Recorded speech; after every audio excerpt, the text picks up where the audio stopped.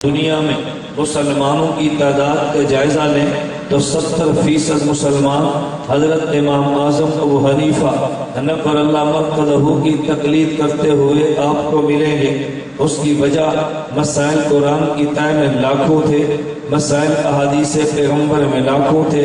حضرت امام ابو حنیفہ نے قرآن سے اصول بھی لیے ہیں، قرآن سے مسائل بھی لیے ہیں، صحابہ کی شاگردی میں دین کو سمجھا ہے، اور رات کو اٹھ کے رات کی تہجد اور عبادات کی روشنی میں حضرت امام ابو حنیفہ نے مسائل کو جلا بخشی ہے۔ تو حنفیت کے مسائل کا طرز قرآن کی روشنی میں سمجھے، حنفیت کے دلائل احادیث پیغمبر کی روشنی میں سمجھے۔ میں نے اس کے لیے قرآن کریم کی آیت پڑھی ہے شریعت کا مزاج بیان کرنے کے لیے۔ فرمایا ما ننسخ من آیت او ننسها نأتی بخیر منہا او مثلہا علم تعلم ان اللہ علی کل شیء قدیر۔ اللہ رب العزت نے اس آیت میں اصول دیا ہے کہ ہم نے جب بھی کوئی مسئلہ دیا ہے اور اس مسئلے کی مدت کو پورا کر دیا ہے تو ہم نے امت کو یوں مایوس نہیں چھوڑا اور امت کو بغیر مسئلے کے نہیں چھوڑا، بلکہ ہم نے متبادل ایک مسئلہ عطا کیا ہے۔ میں سمجھانے کے لیے یوں کہتا ہوں، اگر اللہ نے اس انسان کی ہدایت کے لیے انبیاء کا سلسلہ شروع فرمایا ہے تو پہلا نبی بنا کر جس انسان کو بھیجا مجھے حضرت آدم علیہ نبینا والی صلاۃ والسلام کہتے ہیں، لیکن حضرت آدم کے چلے جانے کے بعد خدا نے انسانیت کو بغیر نبی کے نہیں چھوڑا۔ حضرت آدم کو اگر لیا ہے، آدم کے بعد اور نبی آیا ہے، اگر وہ دنیا سے گئے ہیں تو اور نبی آئے ہیں۔ اللہ نے نبوت کے سلسلے کو جاری رکھا۔ 1,24,000 کم و بیش ایک روایت کے مطابق انبیاء عطا فرمائے ہیں۔ ایک نبی شریعت کو لایا ہے، وہ چلا گیا تو دوسرا شریعت کو لایا ہے، اور کبھی ایک وقت میں کئی انبیاء الگ الگ بستیوں میں بھی آئے ہیں، لیکن جب نبی جائے خدا الگ نبی دیتے ہیں۔ بالکل خدا کا جس طرح انبیاء کے بارے میں یہ طرز تھا، اسی طرح اللہ رب العزت نے آسمان سے صحیفے امت کی ہدایت کے لیے اتارے ہیں۔ ایک صحیفے کی مدت مقرر کی ہے، جب اس کی مدت پوری ہو گئی الگ صحیفہ دیا ہے۔ خدا نے آسمان سے کتاب نازل فرمائی ہے، اس کی مدت پوری ہونے پہ الگ کتاب دی ہے، لیکن خدا نے جب تینوں کتابیں بھی عطا فرما دی، اللہ نے صحیفے بھی نازل فرما دیے۔ انبیاء کی تعداد جو خدا کے مقرر تھی اس کو بھی بھیج دیا۔ آخر میں خدا نے نبی حضرت خاتم الانبیاء محمد عربی صلی اللہ علیہ وسلم کو مبعوث فرمایا ہے۔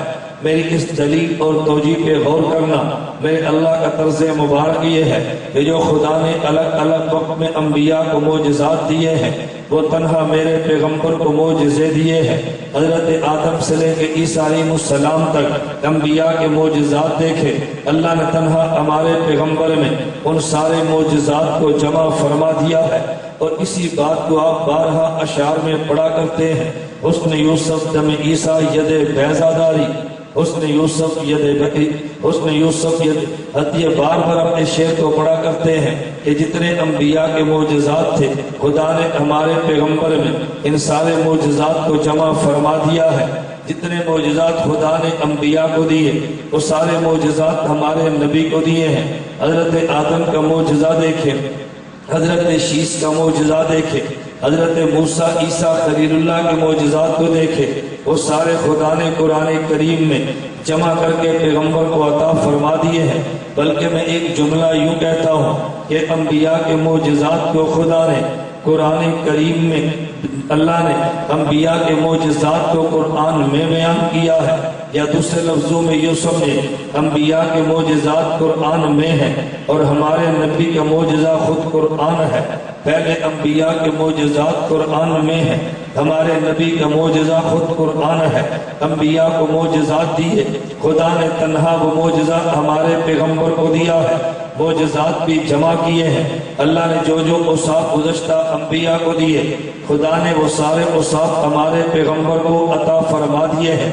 اس میں کوئی اشکال کی بات نہیں ہے، بلکہ میں تو بڑھ کے ایک بات اور کہا کرتا ہوں، اللہ نے جو انبیاء کو اوصاف عطا کیے ہیں وہ اوصاف تو دیے ہی ہمارے پیغمبر کی ذات سے ہے۔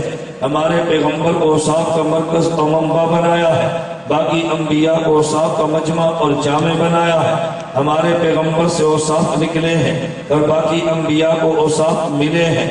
اگر کسی اور نبی کا کوئی کلمہ پڑھتا ہے تو یوں سمجھے کہ جیسے وہ پانی تالاب کا پیتا ہے، ہمارے پیغمبر کا کلمہ پڑھتا ہے تو یوں سمجھے کہ وہ پانی چشمے کا پیتا ہے، چشمے سے پانی نکلا کرتا ہے، تالاب میں پانی جمع ہوتا ہے۔